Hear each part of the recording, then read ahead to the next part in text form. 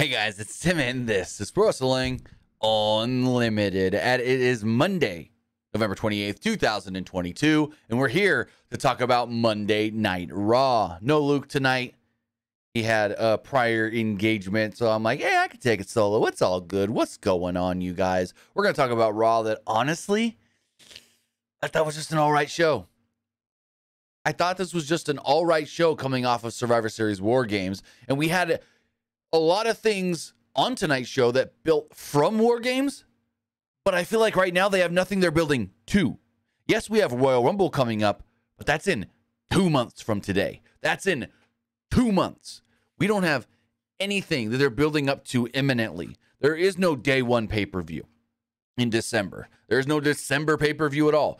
There might be some early, mid, late January India show, but if that's like spectacle, superstar spectacle, then Raw and SmackDown stuff don't even matter.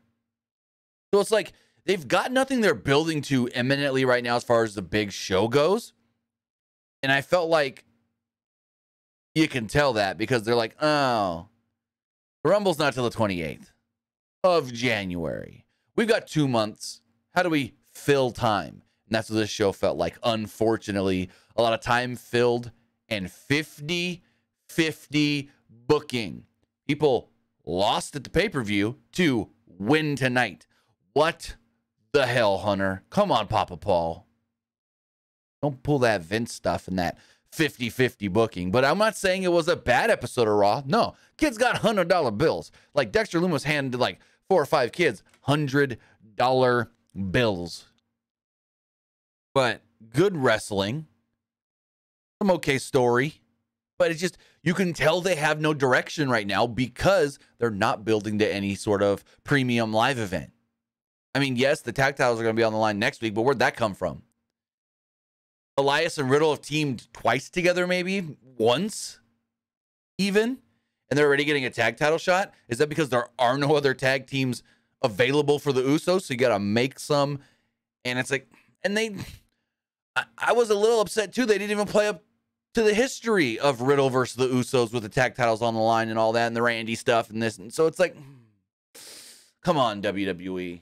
Come on. But with that, I want to say thank you if you are watching live, twitch.tv/PW Unlimited. I also want to say thank you if you're watching or listening later, whether that's youtube.com/Pro Wrestling Unlimited or podcast services all around the globe like Stitcher, Spotify, Google Pod, Apple Pod, Anchor, iHeartRadio, and so much more.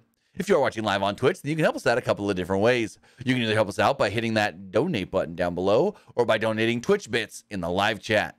Also, remember, you can help us out by subscribing to the channel one of 2 different ways. You can either subscribe with a tiered subscription or you can subscribe with Amazon Prime, because remember, if you have Amazon Prime, then you have Prime Gaming. Prime Gaming gives you a lot of cool things like free games, free stuff for games, and they always give you 1 free subscription to any Twitch channel you want to subscribe to throughout the month, and I'd greatly appreciate it if you did right here, Pro Wrestling Unlimited. But also remember, it doesn't just have to be your Amazon Prime account. It can be anybody's Amazon Prime account, whether that's your mother, your father, your brother, your sister, your grandma, your grandpa, your auntie, your uncle. You ask for permission, they give you their login, you take that, you take your Twitch, you link them together, bada bing, bada boom, you're Prime Gaming. Also remember, if you're watching on Facebook, no, you're not watching on Facebook, no one's watching on Facebook, YouTube, I don't know why I said Facebook. Oh, because I have Facebook open on my 3rd monitor. Anyways, if you're watching on YouTube, you can support us over there by becoming a channel member. As a channel member, you get early access to news, early access to podcast episodes, early access to non-news videos, and so much more, just like our graphics packages. Yes, the graphics that we use for WWE and AEW pay-per-views, we create tutorials and put those out for everybody to see, the tutorials. But if you are a subscriber, whether that is a YouTube channel member or a subscriber at patreon.com/PW Unlimited for just $5, you get access to all of our graphics packages. You get all the assets we use in our videos, as far as, like, for instance, our Survivor Series video.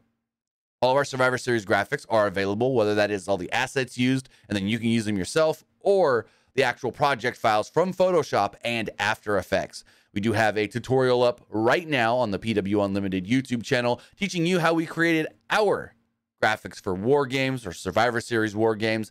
It's a long one because we go into Photoshop and then we go into After Effects, and then I teach you something that's not related to either ish, and then we go back to After Effects, and then we go back to photo. It's a long one. It's a long one. Ever wanted to know how to get them renders as far as like the already cut out images of WWE superstars? Well, I teach you how to do that in the video I'm talking about in our Survivor Series tutorial.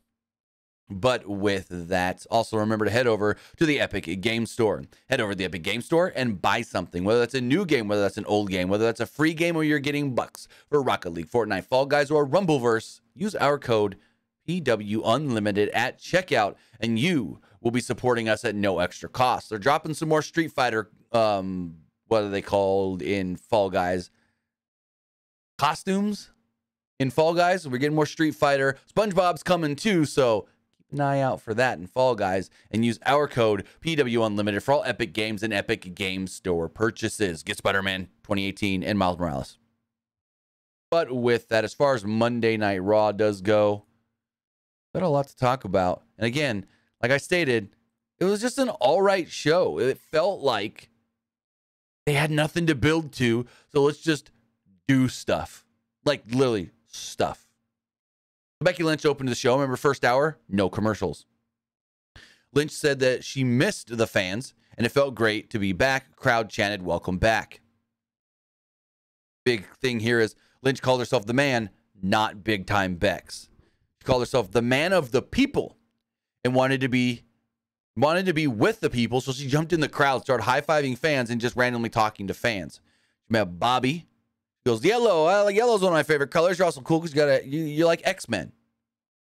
She then would keep going on and talking to different people, and then she found a Zachary and realized, oh, Zachary's already drunk, so I'm going to back off of this one. Lynch spoke about her return and jumping off the cage before being interrupted by Bayley. Bayley mocked her for hanging out with peasants. So Lynch led them in another Becky chant and said, "Hey, Bobby ain't no peasant over here. Bobby ain't a peasant." Bayley said she wasn't impressed with Lynch's War Games performance and spoke about all the stipulation matches that she's been in while Becky's been out. Not to insult Bob. Lynch told Bayley not to insult Bob, like I stated, and she said Bob doesn't suck, and then they started a Bob don't suck chant. Bob don't suck. Lynch said that the fans turned on Bayley because she kept losing and because she sucks. Now, Magmalord in the Twitch chat says, "I prefer big time Bex over the man character." Oh, buddy. That's a good opinion to have. I mean, you can have your own opinion, but there's stats to prove that that's a false opinion. I'm just going to say it. Becky Lynch is a babyface. In turn, the man is one of the biggest baby faces in all of professional wrestling, gender aside, company aside. When Becky is a baby face, she gets one of the biggest pops and reactions, or the biggest pops and reactions, than anybody in any company, whether that's WWE, AEW, New Japan, Impact, anywhere. When Becky's a baby face, oh boy, do these people love her, and they love the crap out of her. Lynch then said, "We can fight right now if that's what you want to do, and Bayley can take another loss." Bob told Lynch to kick Bayley's ass. As Lynch was ready to walk down the aisle or back down the steps to go to the ring, he heard something. Turns around, and there comes Io and Dakota running down the steps. Io in a soft neck brace, which is an interesting one. So they're fighting, all three women. Bayley finally meets them, and they start fighting up the stairs out into the concourse area. And interesting enough, they already had an area blocked off where fans couldn't go, so these four actually can all brawl. Lynch at one point grabbed a gold chain from a merch desk and attacked Kai, but Bayley hit her with a Money in the Bank briefcase lunchbox, which I got one. I got one of those. Got a gold one, but I got one of those. Corey Graves is like, "Was that a Money in the Bank lunchbox?" Lynch then fought her off and actually stood tall over Damage Control before officials jumped in to break the whole thing up. Good opening segment. I thought there was a lot of heat here, and was leading to Becky and Bayley at some point. Next up, we had Rhea Ripley against Michin Mia Yim. And the match went 7 minutes before ending in a DQ. Who's booking this shit, Vince? That's a Vince booking if I've ever seen one. Go 7 minutes and then just DQ. Oh, restarted as another match. That's a Vince trope if I've ever seen one. The Ripley blocked a neat defeat. Not really much to talk about in like the 7-minute match. They went back and forth and solid wrestling, but not much to talk about. Ripley blocked a neat defeat, but Yim countered a rip tied into a spike DDT. Yim set up for a dive, but Dominic got up on the apron to block her, so Ripley attacked her from behind. Dom just stood her around in the ring, so eventually AJ Styles would run out. He decked him, and the referee just calls for the bell for the DQ. They never touched the women in the ring! Why is it a DQ, referee? This made no sense. Why call it a DQ? AJ and Dom were fighting. What you should have done was say, before AJ even got there, Dom, why are you on the apron? No, you're on the apron? You're out of here. And then AJ can meet him on the ramp or something. But why? Because AJ slid into the ring? Oh, fucking, this was a dumb DQ if I ever seen one. Eventually, everyone comes out from not damage control, from the OC and Judgment Day, and they all start brawling. Damian Priest, Finn Balor, Carl Anderson, Luke Gallows, they're all... AJ grabs the mic and says, hey, I thought we put you guys behind us at Survivor Series, but I guess not yet. Let's go one more time. Us 4 against you 4. Mixed tag. 8-person. Right now. Judgment Day ran back down to the ring. A referee came out where I'm like, why did a ref just come from the back? Where's the ref that was reffing the last match 3 minutes? So much shit. So much crazy ass shit. The ref then started the match once Balor and Styles were finally in the ring together to get it going. This match went 14 and a half minutes. AJ made his comeback on Balor. Gallows then wiped out Priest on the announce desk. Styles fended off Dominic's interference and gave Balor a backflip DDT, but Ripley broke up the pin. Ripley tried to kick Styles, but Styles caught it. They teased that Styles might do something to her, but Balor gave him a sling blade. They even kept saying, hey, you know, it's mixed tag rules. When Rhea's tagged in, the men have to tag out. And then Kevin Patrick said that, and Corey Graves goes, well, if Rhea had it her way, she'd just fight the guys too. She'd fight any of them. Mia probably as well. Ripley and Mia made hot tags, and Yim gave Rhea a running big boot, cannonball, and a suicide dive. Back in the ring, Dom saved Priest from a magic killer and sent Anderson into the ring post. Priest chokeslammed Gallows, so Styles took out Priest with phenomenal forearm. Balor chucked Styles from the ring before Yim body slammed Finn, which got a great reaction from the crowd. Yim went after Dom, but Ripley kicked her leg out and hit her with a riptide to pick up the pinfall victory. So Finn loses at the pay-per-view, but Judgment Day, in turn, picks up the big win here. So 50-50 booking, number 1. Byron Saxton interviewed Montez Ford and Angelo Dawkins backstage. This was an earlier today video. Ford said that it was great to be back despite how much has changed since he has been gone with his back issue, or since he's been gone with his injury. See, the Street Profits are back in business, and up would come Chad Gable. Chad Gable told him to shush, and Gable called himself the best thing about Monday Night Raw, and that the show was better off without the Street Profits. Gable said that Alpha Academy would put them back on the shelf for good after their match. Then Montez Ford made some short jokes, calling him an elf on the shelf, and said, hey, where you at? I'm looking, but I don't see you. And then the Street Profits said that they'd win because they want the smoke. We then had a Bloodline Kevin Owens segment. This was probably one of the better things of the night. This segment was great. The Bloodline, minus Roman Reigns and Paul Heyman, entered to a big reaction from the crowd. Crowd's chanting, "We the Ones," and Sami Uso. So Jay said that he might have broken his hand for real on Saturday, but still stood tall. Also, Sami's left hand, all in a brace. All in some sort of a brace. So these guys are getting hurt in war games. Jimmy said that there were no cracks in the Bloodline for the first time ever. Jimmy said that KO was mad because Sami was with his dogs and not him. And Sami and Jimmy did the handshake, and the crowd cheered for it. Sami then said, "My dogs." And I don't know what it is, but every time Sami says, "my dogs," I can't but smile. I can't help but smile. Whenever Sami just says, "my dogs," I can't help but smile every single freaking time. Sami said that Jimmy has had his back since day one. Sami then spoke about how much it meant that Jay finally embraced him, and he called it Ucey.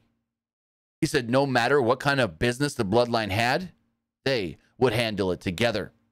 Sami and Jay then hugged, and the crowd cheered. Jimmy then joined in on the three-man hug. They tried to call for Solo. Solo wouldn't join the hug, stayed solo, and then out came Kevin Owens to interrupt the whole thing. But I want to go to Solo for a second. Always found it a little weird that they never changed his name coming to the main roster. At least not to, like, I don't know, Eddie Sikoa or something. It's like a tribute to Umaga, but he's still Solo. Is that a hint that he's not fully with the bloodline?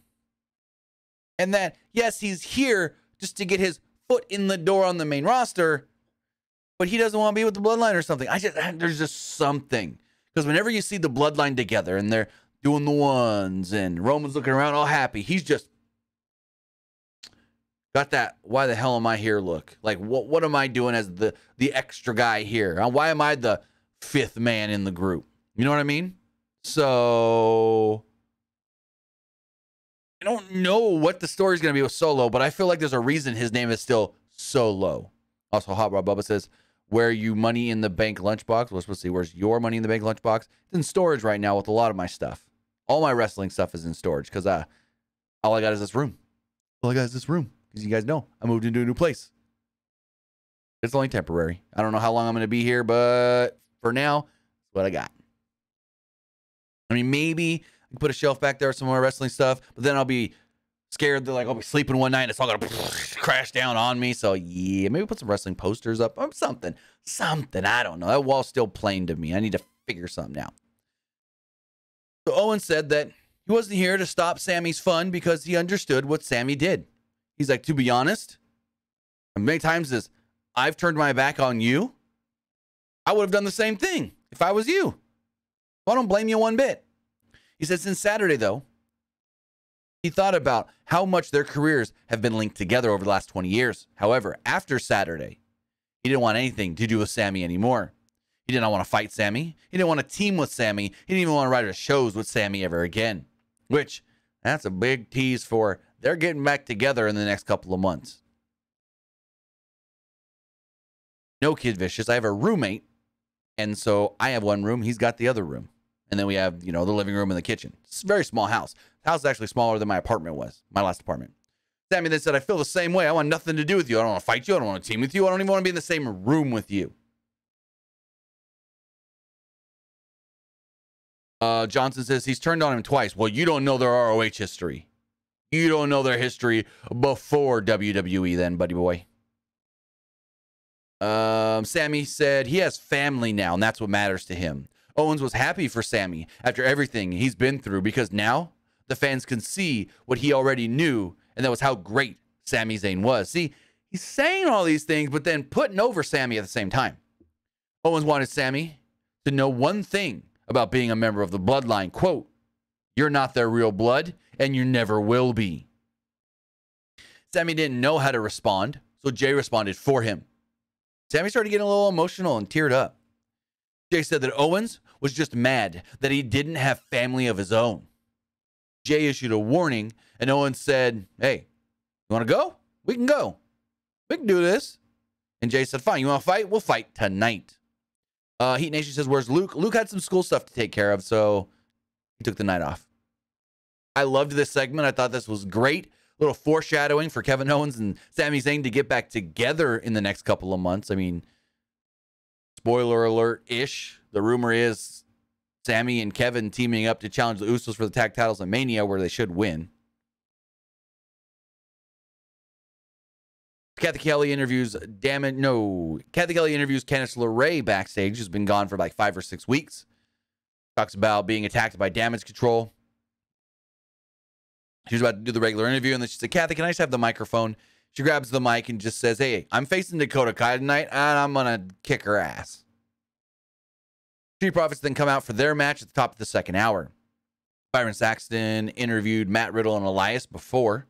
And Riddle was having an awesome time teaming up with Elias. Elias was less enthused because he saw himself as a solo act, but did enjoy being in a tag team or teaming with Riddle. I'm like, oh no. What I feared from last week. They're doing the Randy Orton story just with somebody else. It's the same goddamn thing, but with just somebody else. Riddle was happy, and Elias said that he'd love to be tag team champions. Like, I've never won gold in WWE. The Bloodline then interrupted and told them that they'd never be tag champs. Elias then challenged the Usos to a tag title match, and the Usos said, okay, well, anytime. Anytime. We then had the Street Profits versus the Alpha Academy. 12-minute match. Not much actually happened in this match. Not much really happened at all. And, my notes just froze. Give me 1 second. Give me a moment, guys. I need to refresh my notes. So as far as this match does go, very good match. Long, like I stated, 12 minutes. Thought it could have been a little bit shorter. But the two teams, as we've seen in the past, were great together. At one point, Montez Ford and Angelo Dawkins hit stereo topes on Chad Gable and Otis. The end of the match came when Ford body slammed Otis. Dawkins then spinebustered Gable. To finish it all off, Ford hit his big ass frog splash and picked up the victory. Then there's a chick in the front row. And she's got her shirt all tied up in like a knot, you know, like one of them knot things or whatever. And I'm just going to say she was jumping up and down cheering for the Street Profits, and her shirt came up just a little bit too much. Nothing showed, but almost showed. Just going to say. Because someone must have said something to her, because after that, the knot was out and her shirt was just down normal. Sit for a row. Next up, we had Austin Theory and Seth Rollins. This is pretty good as well. Like, this is building to something. We'll see exactly what and well, not what. We know what, but where and when and where.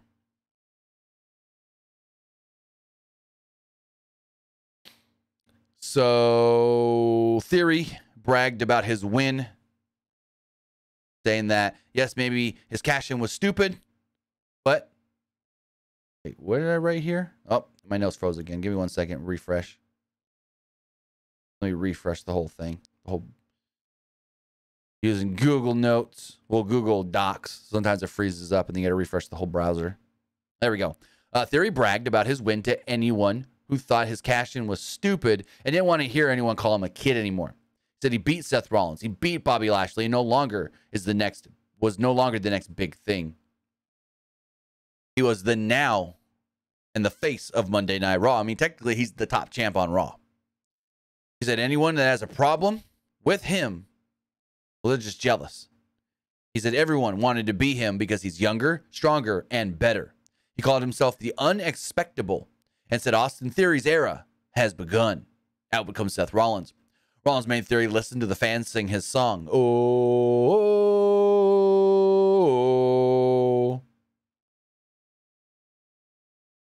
Theory then wondered what it felt like to be the past.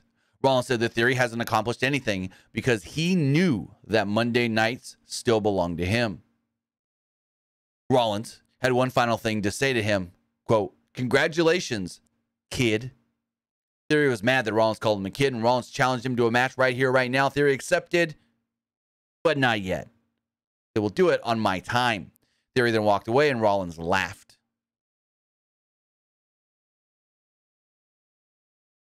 So, good segment. I really enjoyed this. I thought it was really, really good. But we'll see when the match actually happens. Again, they've got nothing to build to other than episodes of Raw and SmackDown.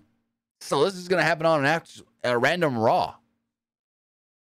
Also, One Saints 24 in the Twitch chat says, come January on Peacock, there's a new NXT from another country. Can you tell us about it? Well, WWE is going to do NXT Europe, but they have not said that it's coming in January. They have not said anything other than we're doing NXT Europe sometime in 2023. That's it. That's all that they've said. So, anyone that says that there's a logo, anyone that says that it's starting in January, anyone that says that they've already got stuff planned in place, they may have stuff planned in place, but nothing that they've said and nothing that anybody's reported.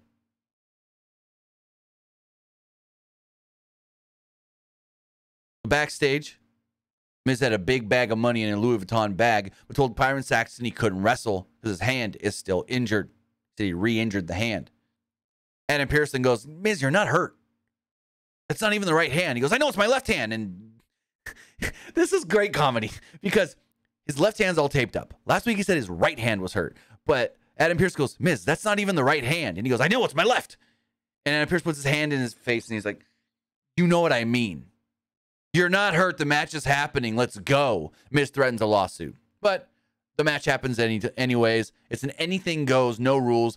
Goes just shy of 10 minutes. And at one point, yes, they put a fucking C-clamp on Dexter Lumis. Let's get into it.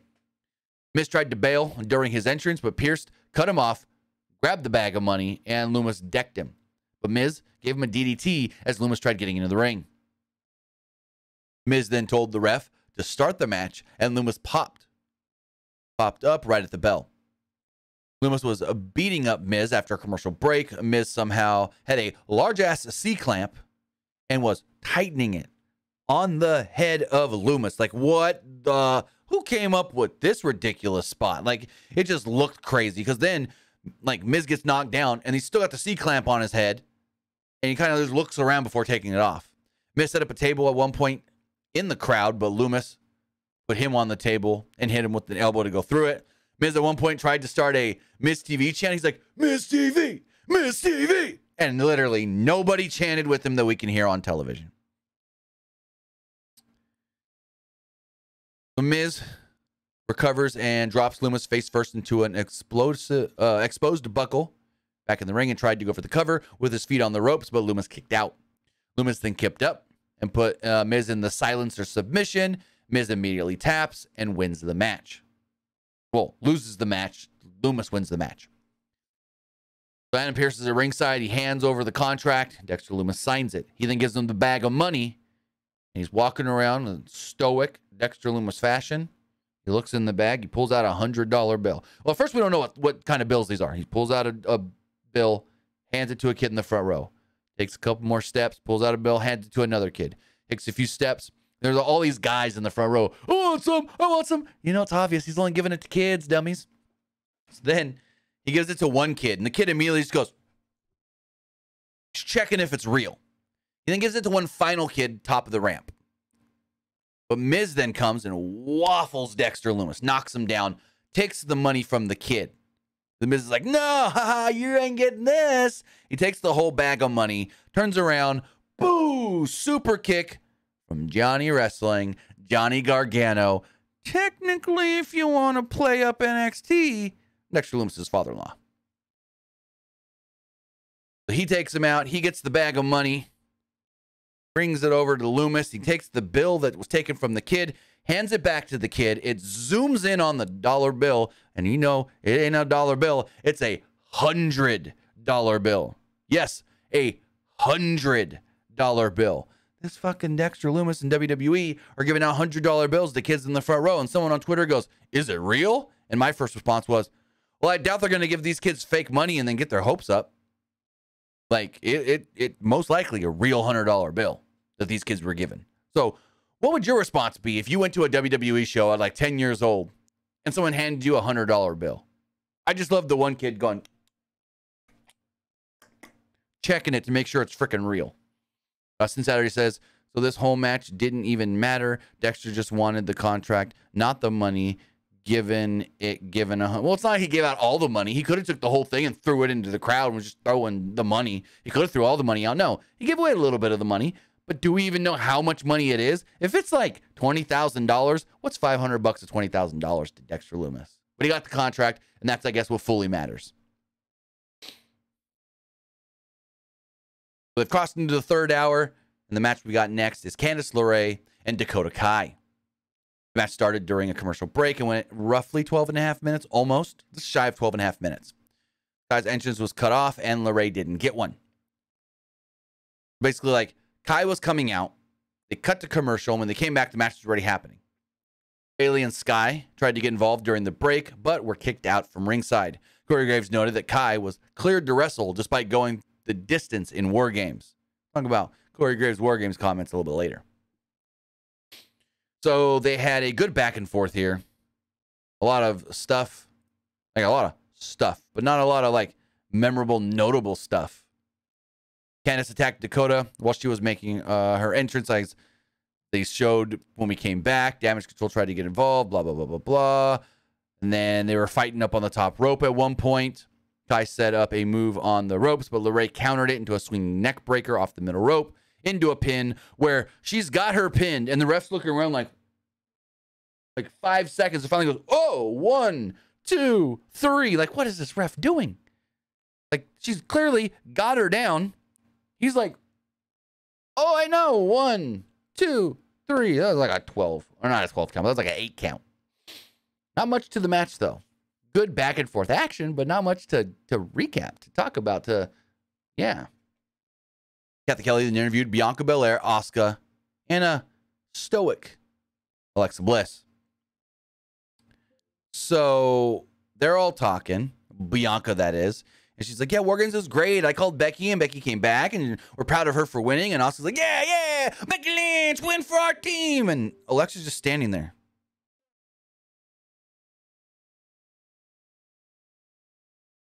Every time I say her name, my echo goes off.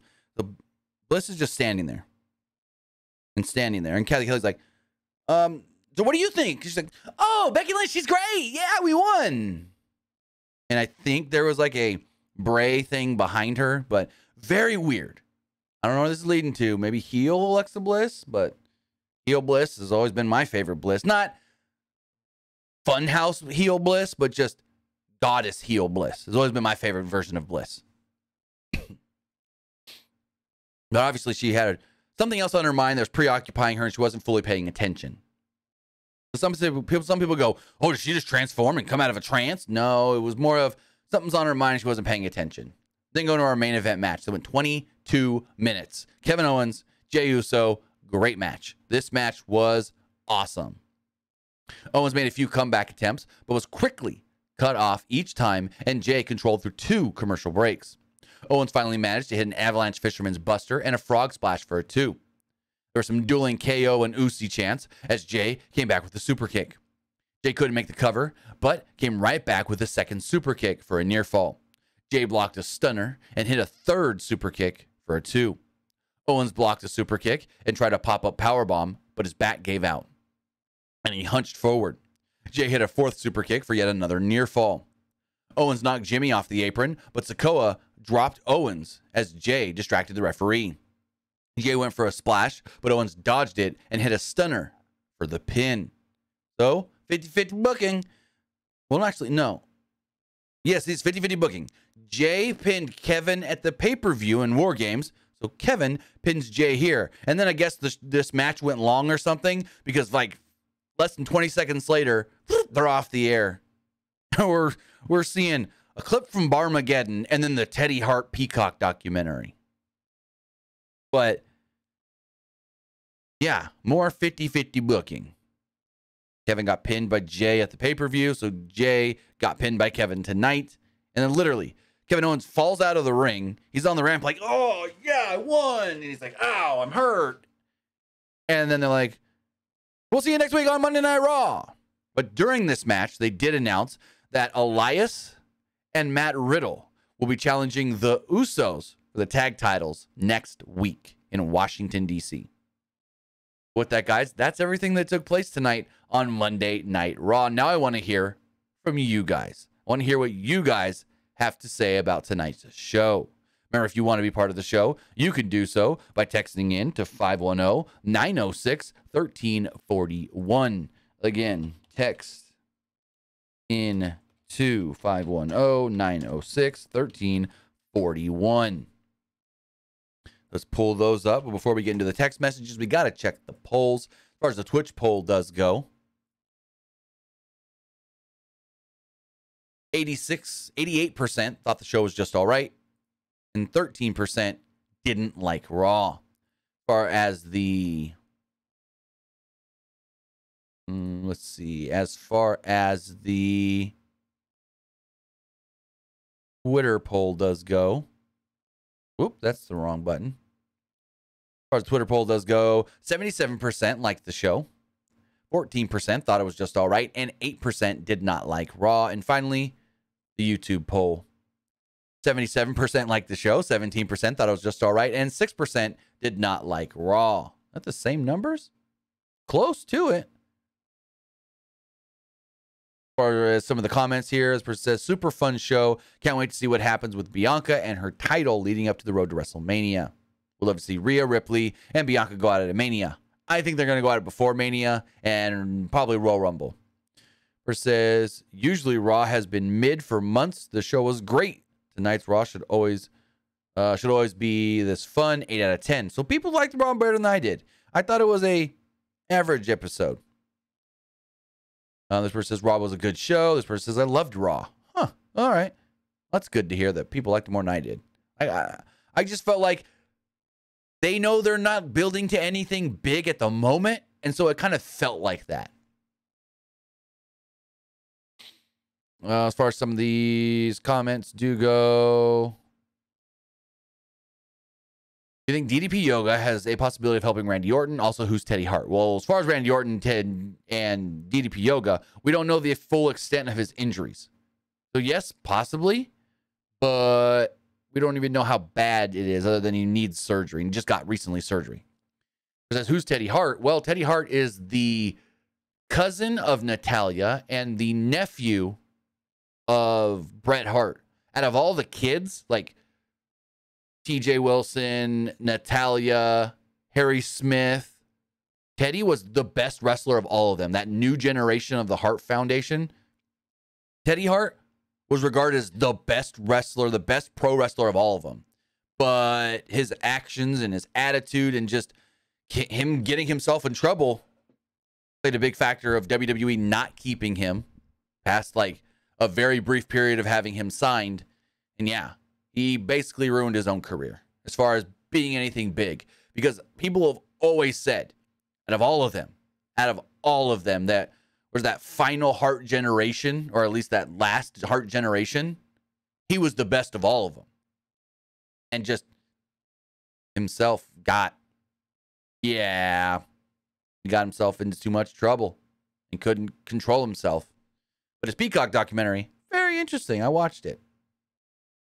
Person says, which people do you see taking the titles from Bianca Belair and Ronda Rousey? Oh, I can maybe see Charlotte coming back and beating Ronda. As far as Bianca does go, maybe Bliss. Maybe Rhea. I would put it on Rhea, but I feel like they won't, because she's part of the damage or the Judgment Day thing. And Judgment Day, I don't see titles on. I don't know, but I can see Bliss or Rhea, and then probably Charlotte Flair for Ronda. But with that, guys, I want to say thank you for joining me here. Twitch.tv/PW Unlimited. Or if you're watching or listening later, whether that's YouTube.com/Pro Wrestling Unlimited or podcast services all around the globe like Stitcher, Spotify, Google Pod, Apple Pod, Anchor, iHeartRadio, and so much more. We'll be back on Wednesday for AEW Dynamite. With that, guys, have a great rest of your Monday. Have a great rest of your week. And I'll see you next time. Have a good one, guys.